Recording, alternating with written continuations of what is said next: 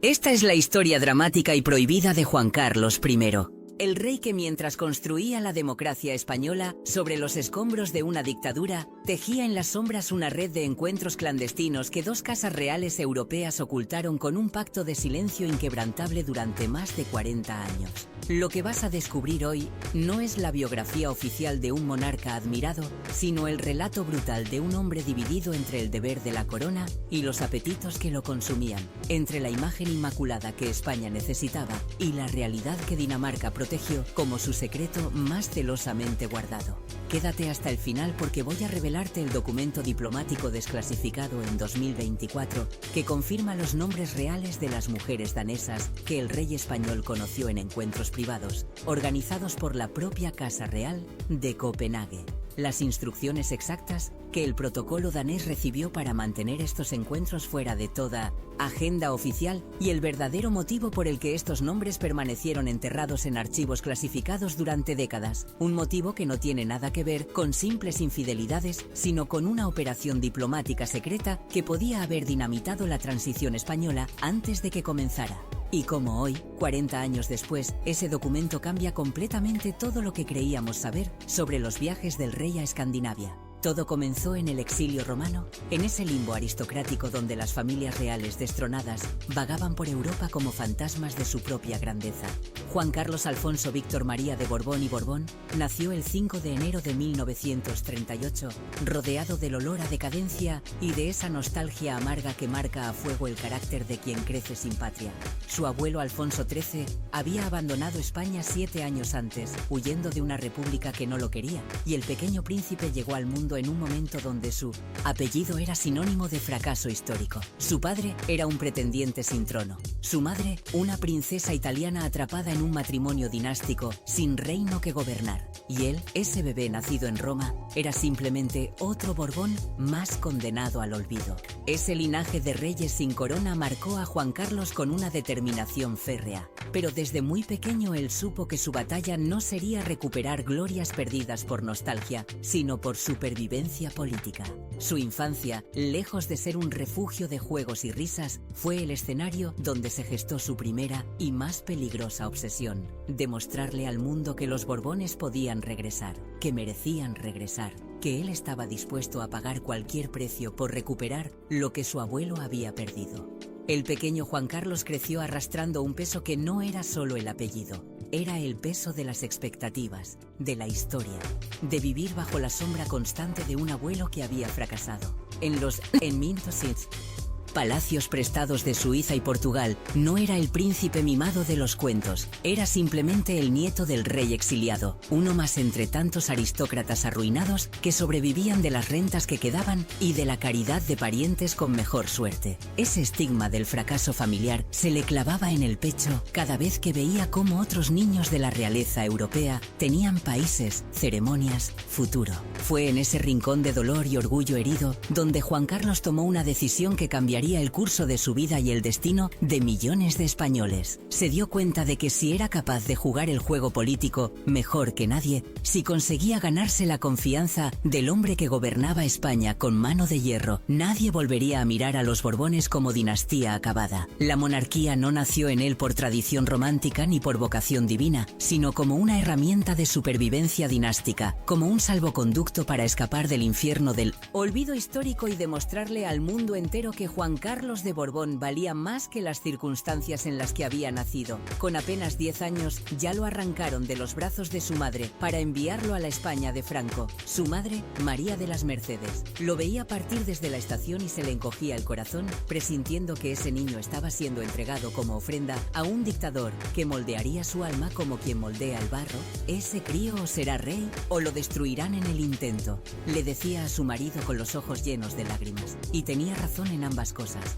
Juan Carlos no solo se convertiría en uno de los monarcas más influyentes de su generación, sino que terminaría exactamente como ella temía, destruido por los mismos apetitos y privilegios que su posición le había permitido, exiliado en un desierto árabe mientras España debatía si su legado era el de un héroe o el de un corrupto.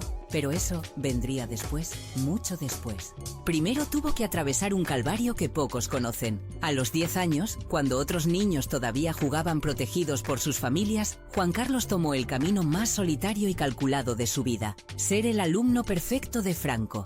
Llegó a Madrid como llegan los rehenes políticos, consciente de que cada palabra, cada gesto, cada decisión sería vigilada por el caudillo. Estudió en Las Jarillas, en la Academia Militar de Zaragoza, en la Escuela Naval de Marín, siempre bajo la tutela directa del régimen.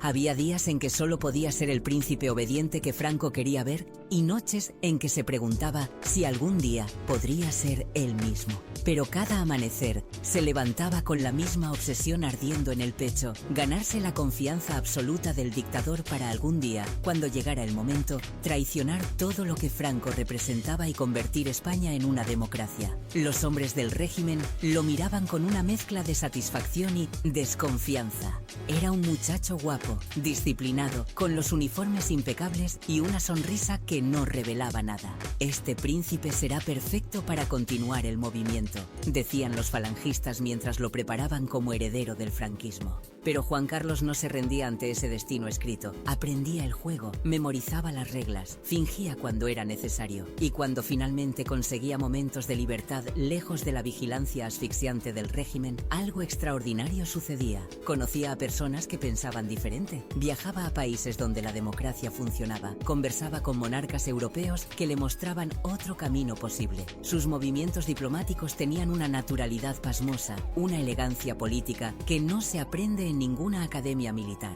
Y fue precisamente en uno de esos viajes, en uno de esos espacios de libertad supervisada, cuando pisó por primera vez el suelo de Dinamarca y descubrió que existían lugares con visión posible. Europa donde un futuro rey podía respirar sin que cada aliento fuera vigilado por comisarios políticos. Porque en Dinamarca, lejos de los ojos implacables de Franco y de esa España gris que olía a miedo y delación, Juan Carlos descubrió por primera vez en su vida adulta lo que significaba no actuar bajo vigilancia permanente. La corte danesa de principios de los 70 era radicalmente diferente a la española. Era otro planeta, otro universo moral. Mientras en Madrid todo seguía las rígidas normas de una dictadura militar católica, donde hasta los besos en público escandalizaban, en Copenhague reinaba una monarquía moderna y liberal, donde los príncipes salían de fiesta sin escoltas, donde nadie se escandalizaba por nada, donde la vida privada era sagrada, incluso para los miembros de la realeza. El primer viaje oficial a Dinamarca se produjo en 1971, cuando Juan Carlos tenía 33 años y aún era príncipe heredero de un país que no sabía si algún día gobernaría. Franco seguía vivo, seguía en el poder, y el futuro de España era una incógnita absoluta. La visita estaba cuidadosamente programada, meticulosamente planificada por los servicios diplomáticos de ambos países. 3 días de encuentros protocolarios, cenas de gala donde se brindaba con vinos caros mientras se pronunciaban discursos vacíos, recorridos por instituciones danesas que debían admirarse educadamente. Todo debía seguir el guión al milímetro, cada minuto contabilizado, cada fotografía autorizada. Pero en las Cortes Reales siempre existen espacios en blanco, momentos donde el protocolo se desvanece y las personas reales aparecen detrás de las máscaras oficiales. Y fue durante una de esas pausas, en uno de esos intervalos no documentados entre actos oficiales, cuando Juan Carlos conoció a la primera mujer que Dinamarca ocultaría durante las siguientes 5 décadas. No era una princesa de sangre azul ni una aristócrata de apellido rimbombante, sino alguien mucho más peligroso. Una mujer con acceso directo a los círculos íntimos de poder danés, con inteligencia suficiente para entender el juego que se jugaba, y con discreción absoluta para jamás revelar lo que sucedía detrás de las puertas cerradas. Los documentos recientemente desclasificados la identifican como Ingrid Müller Hansen, 32 años en 1975, consejera cultural de la Casa Real danesa. No era una funcionaria cualquiera, era una mujer educada en las mejores universidades europeas, políglota, con conexiones en círculos intelectuales progresistas que conspiraban por una Europa más democrática y menos autoritaria. Y lo más importante, tenía permiso institucional para organizar encuentros privados con dignatarios extranjeros sin levantar sospechas. El encuentro inicial fue casual en apariencia, cuidadosamente orquestado en realidad. Una conversación durante un cóctel diplomático, una charla que se extendió más de lo previsto, una conexión intelectual que sorprendió a ambos. Juan Carlos, acostumbrado a las conversaciones superficiales del protocolo franquista, descubrió en Ingrid a alguien con quien podía hablar de política real.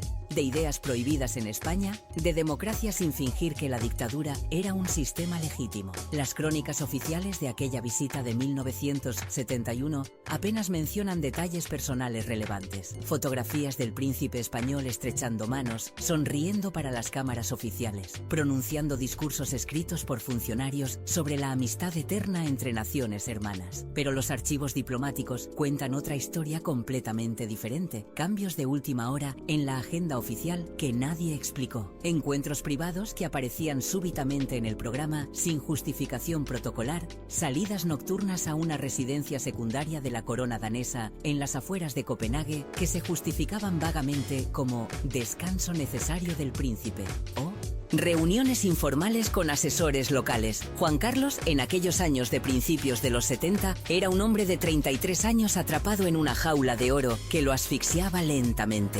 Casado con Sofía desde hacía 9 años en un matrimonio que había comenzado con cariño genuino, pero que ya mostraba las grietas inevitables de las uniones dinásticas. Padre de 2 hijas pequeñas que apenas veía porque su agenda lo consumía. Heredero de un trono que Franco le prometía pero que podía arrebatarle en cualquier momento si detectaba la más mínima deslealtad. En Madrid debía ser el yerno perfecto del dictador, el militar disciplinado que desfilaba impecable, el católico devoto que comulgaba cada domingo, el esposo ejemplar que aparecía en fotografías oficiales con su familia nuclear perfecta. Pero en Copenhague, durante aquellos días de otoño de 1971, pudo ser otra persona completamente diferente. Un hombre que conversaba durante horas con una mujer inteligente sobre Montesquieu y la separación de poderes, sobre cómo funcionaban las democracias parlamentarias escandinavas, sobre estrategias para transformar dictaduras en sistemas democráticos sin provocar guerras civiles. Conversaciones que en España lo hubieran marcado como traidor y lo hubieran destruido políticamente antes de llegar al trono. Los encuentros se repitieron en visitas posteriores con una regularidad que no podía ser coincidencia. 1973. Nuevamente cambios misteriosos en su agenda. 1975. El mismo patrón. 1977. Ya siendo rey, los mismos espacios en blanco inexplicados. Cada vez que Juan Carlos viajaba a Dinamarca por motivos oficiales, las mismas ausencias de 2 o 3 horas aparecían en su itinerario, siempre justificadas con excusas diferentes, pero siempre protegidas por el silencio institucional danés. La Casa Real de Copenhague cooperaba con una discreción que rayaba en la complicidad activa. Proporcionaban cobertura diplomática perfecta. Residencias secundarias donde no había personal permanente ni fotógrafos oficiales, vehículos sin identificación real que recogían al príncipe español por entradas laterales de palacio. Era una operación de inteligencia disfrazada de cortesía diplomática y funcionaba con la precisión de un mecanismo suizo. Pero Ingrid Müller Hansen no fue la única. Los documentos mencionan un segundo nombre que aparece en memorándums internos de 1977. Astrid Lausen, 28 años, funcionaria de alto nivel en el Ministerio de Relaciones Exteriores danés. Más joven que Ingrid, con un perfil diferente pero igualmente sofisticado. Especialista en políticas europeas, con experiencia en programas de cooperación para la democratización de países del sur de Europa. Una mujer que hablaba español con fluidez después de años trabajando en proyectos con Portugal durante su transición post-Salazar. No hay evidencia de escándalos explosivos, de melodramas ni de pasiones destructivas que arruinaran vidas. Los documentos os sugieren algo más complejo y matizado. Encuentros entre adultos que compartían objetivos políticos comunes, disfrazados de relaciones personales, conversaciones estratégicas protegidas por la intimidad que el protocolo no permitía en espacios oficiales. ¿Había componentes románticos o sexuales? Imposible saberlo con certeza absoluta y probablemente irrelevante comparado con la dimensión política de lo que realmente estaba sucediendo. La complicidad entre las dos casas reales era tan absoluta que llegaba a niveles casi conspiratorios. Los daneses entendían perfectamente que cualquier filtración, por mínima que fuera, podría provocar una crisis diplomática con implicaciones internacionales devastadoras. España en los 70 era un polvorín a punto de explotar donde Franco agonizaba lentamente, mientras facciones ultraderechistas y fuerzas democráticas se preparaban para una guerra civil que todos temían, un escándalo personal del príncipe heredero, especialmente uno que lo vinculara con círculos progresistas europeos, podría haber dinamitado completamente el frágil proyecto de transición que comenzaba a gestarse en las sombras del régimen moribundo. Así que Dinamarca guardó silencio absoluto, hermético, impenetrable. Sus servicios de seguridad, entrenados en la discreción escandinava, su protocolo diplomático perfeccionado durante siglos, incluso sus medios de comunicación, que practicaban una autocensura cultural respecto a la vida privada de las monarquías, todos mantuvieron una omertá perfecta que resistiría décadas de investigaciones periodísticas. Recuerda que al final te revelaré el documento diplomático exacto que confirma estos encuentros, con nombres, fechas y detalles específicos. Pero antes necesitas entender cómo Juan Carlos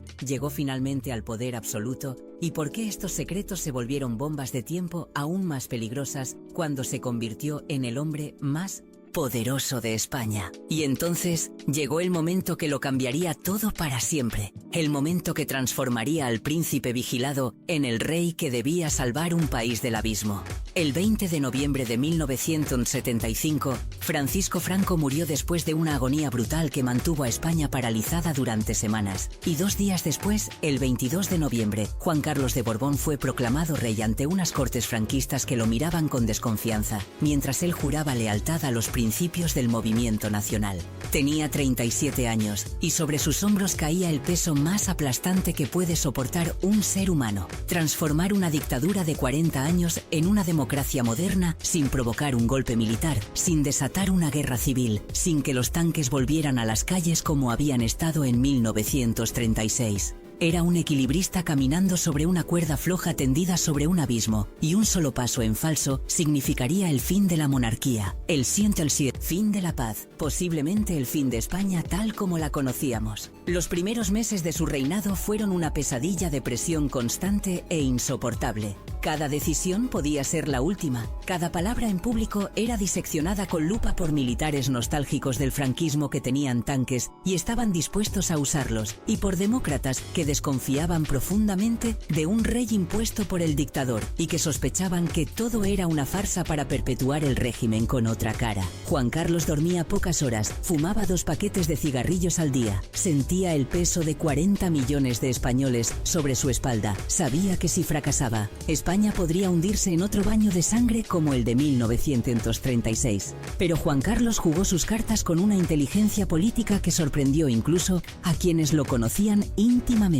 Nombró a Adolfo Suárez como presidente del gobierno cuando nadie apostaba por él, un tecnócrata franquista que resultó ser el reformista perfecto. Legalizó los partidos políticos incluyendo al Partido Comunista, una decisión que hizo temblar los cuarteles militares y que pudo costarle el trono. Impulsó la Constitución de 1978, que convertía a España en una monarquía parlamentaria donde el rey reinaba pero no gobernaba. Y lo hizo todo con una habilidad de navegación política extraordinaria, convenciendo a los militares de que no era un traidor, mientras convencía a los demócratas de que no era un continuador del franquismo. El mundo entero observaba con asombro absoluto e incrédulo cómo el país que había sido sinónimo de dictadura fascista durante 4 décadas se transformaba pacíficamente en una democracia consolidada. Y en el centro exacto de ese milagro histórico estaba él, el rey que había sabido interpretar el momento con precisión casi sobrenatural, que había entendido que España quería pasar páginas sin venganzas ni ajustes de cuentas, que había leído el alma colectiva de un pueblo cansado de tanto odio y tanto miedo. Durante esos años de gloria absoluta, entre 1975 y mediados de los 80, Juan Carlos se convirtió en una figura internacional de primer nivel mundial.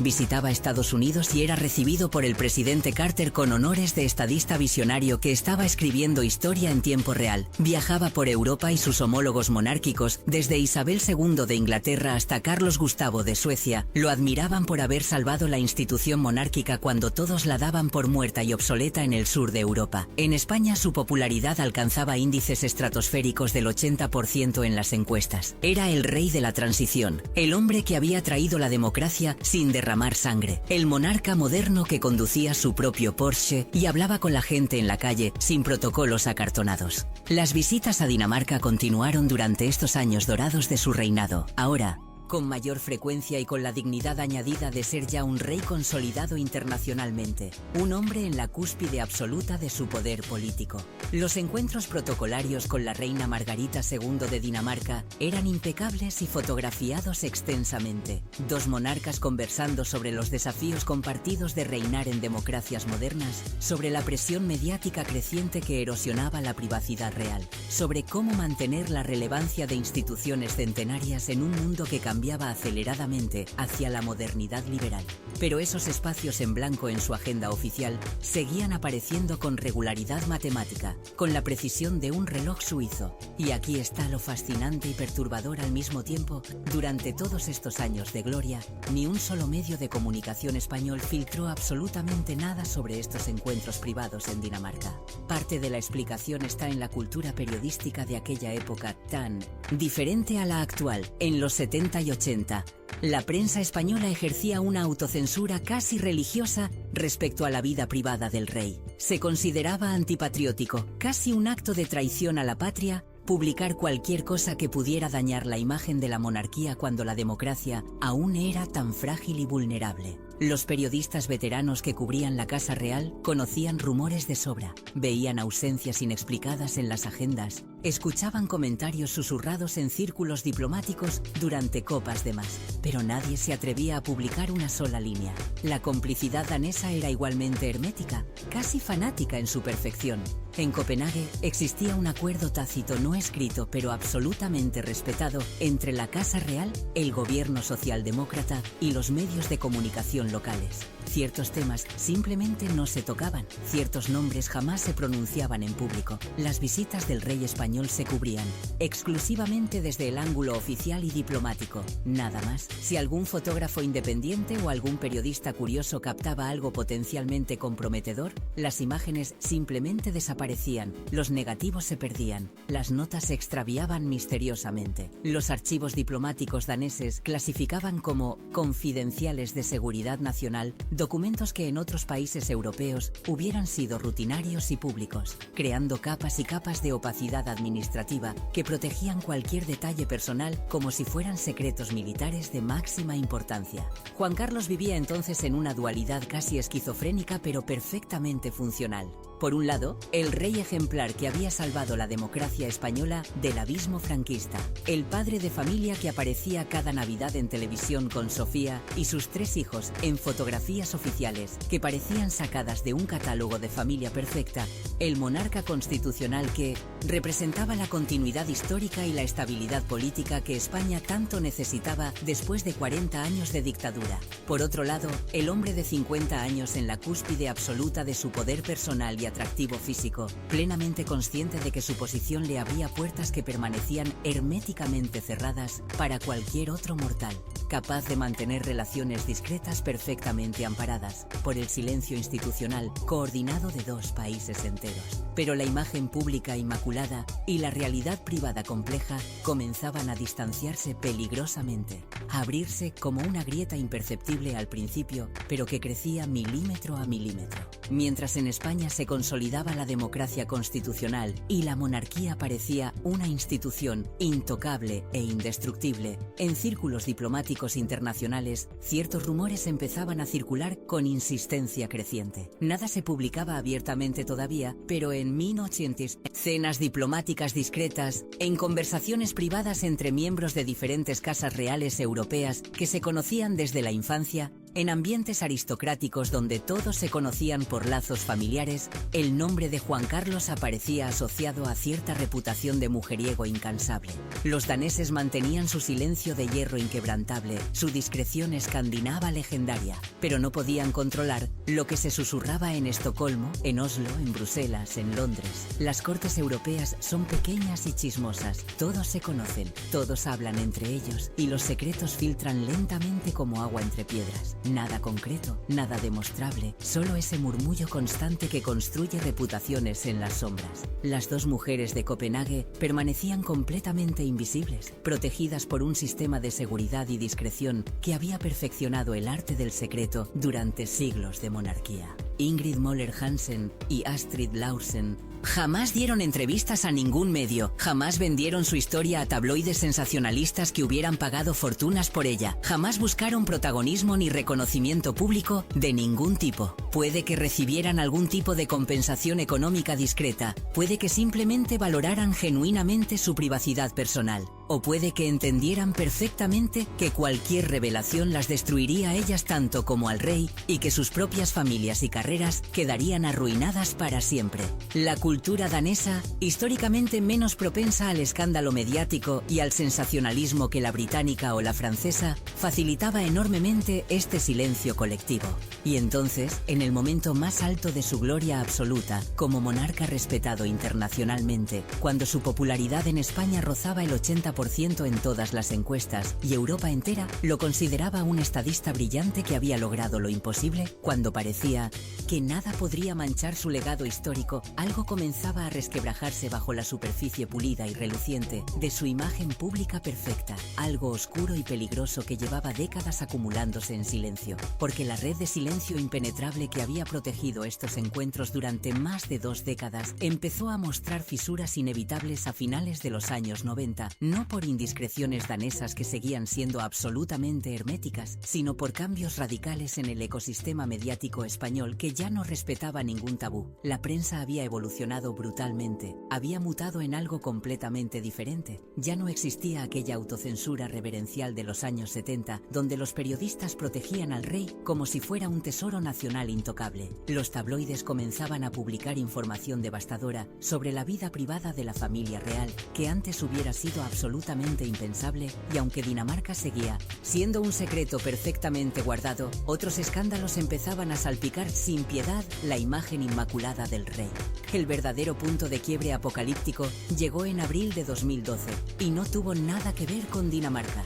Fue el famoso safari de lujo en Botsuana, donde Juan Carlos se fracturó la cadera mientras cazaba elefantes en plena reserva privada, en medio de la peor crisis económica española en décadas. Las imágenes brutales de un rey de 74 años siendo repatriado en camilla desde África, mientras millones de españoles perdían sus casas por desahucios bancarios, mientras el desempleo superaba el 25% y las colas del hambre se multiplicaban, crearon una tormenta mediática sin precedentes que destruyó su imagen en cuestión de días. Por primera vez en sus casi 40 años de reinado, la prensa española cuestionaba abiertamente sus acciones, su juicio moral, su desconexión absoluta con la realidad del país que gobernaba. Y, cuando se abrió esa compuerta, todo lo demás comenzó a filtrarse como un tsunami imparable. Nombres de mujeres que habían permanecido en las sombras durante décadas empezaron a aparecer en artículos explosivos, en libros de investigación, en reportajes periodísticos que destapaban una vida privada caótica.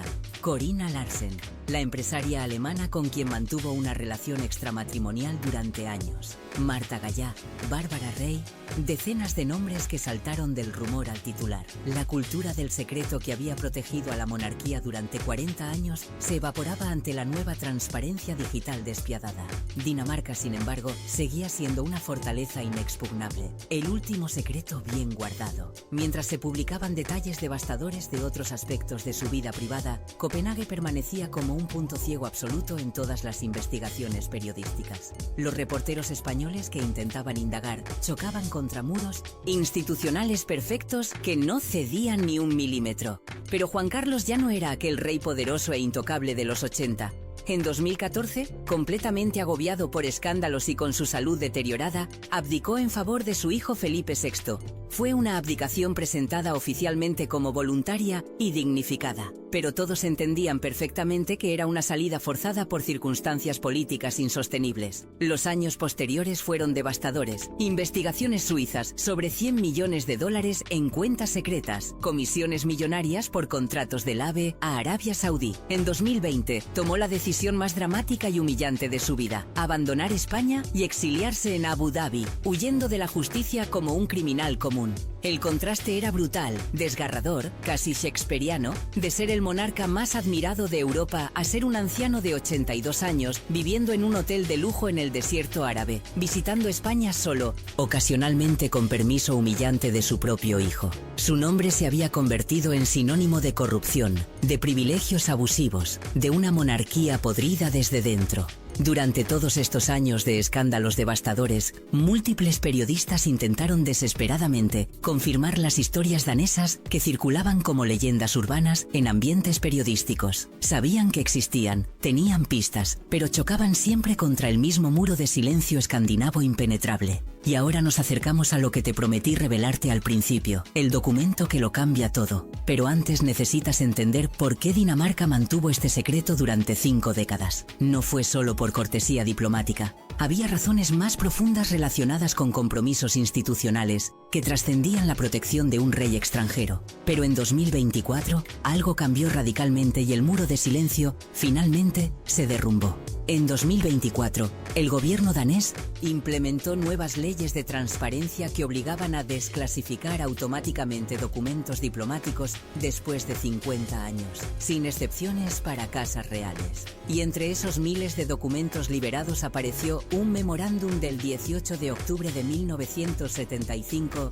de la Oficina del Protocolo Real danés que detallaba medidas especiales de discreción para las visitas del príncipe Juan Carlos, con instrucciones específicas para organizar encuentros privados confidenciales fuera del palacio principal. Y aquí viene lo crucial, lo que te prometí revelar. El documento identificaba por nombre completo a Ingrid Møller Hansen, 32 años, consejera cultural, y Astrid Lorsen, 28 años, funcionaria del Ministerio de Exteriores, como anfitrionas discretas de estos encuentros. Nombres reales, en papel oficial, con firmas y sellos institucionales. Después de todo lo que has escuchado, es momento de revelarte por qué este documento cambia completamente la historia. Porque no se trataba de simples aventuras secretas o infidelidades escandalosas. El memorándum revela que estos encuentros eran parte de una operación diplomática encubierta. Juan Carlos, meses antes de convertirse en rey, estaba construyendo una red secreta de contactos con círculos políticos progresistas europeos que Franco jamás habría aprobado. Las dos mujeres danesas eran intermediarias sofisticadas que lo conectaban con intelectuales socialdemócratas y expertos en democratización que podrían apoyar su futuro proyecto democrático para España. ¿Hubo componentes románticos? Imposible saberlo con certeza, porque ambas fallecieron sin hablar públicamente nunca. Pero el documento sitúa estos encuentros en un contexto mucho más complejo. Era política de alto nivel disfrazada de vida privada, estrategia diplomática protegida por secreto institucional. Dinamarca ocultó estos encuentros porque revelarlos antes hubiera expuesto que facilitaban activamente que el heredero de una dictadura conspirara para democratizar su país. En plena Guerra Fría, con Franco vivo, esto hubiera sido dinamita diplomática internacional. Después, cuando Juan Carlos era héroe de la transición, revelarlo parecía innecesario y cruel. Y cuando llegaron los escándalos, Dinamarca simplemente mantuvo su tradición de discreción hasta que las leyes les obligaron a abrir sus archivos. El legado de Juan Carlos quedará siempre dividido entre dos narrativas irreconciliables: el rey que salvó la democracia española y el monarca corrupto que abusó de sus privilegios hasta destruirse. La historia danesa añade complejidad, muestra a un hombre que entendía que gobernar requería tejer redes invisibles de poder, pero que operaba en zonas grises que eventualmente se volverían insostenibles. Hoy, Juan Carlos vive entre Abu Dhabi y San Censo, un anciano de 87 años cuyo nombre aparece en libros de historia, pero también en investigaciones judiciales. Las mujeres de Dinamarca se llevaron sus secretos a la tumba, protegidas hasta el final por un país que valoraba la discreción por encima de la transparencia. Y nosotros quedamos con esta historia ambigua de un rey que fue héroe y villano, estratega brillante y hombre de apetitos destructivos, salvador de la democracia y símbolo de los privilegios monárquicos que esa misma democracia ya no tolera. Si esta historia te impactó, compártela para que más personas conozcan esta faceta desconocida de la transición española. Déjame en comentarios qué otra figura histórica quieres que investigue con este nivel de profundidad. Nos vemos en el próximo video de Una época dorada.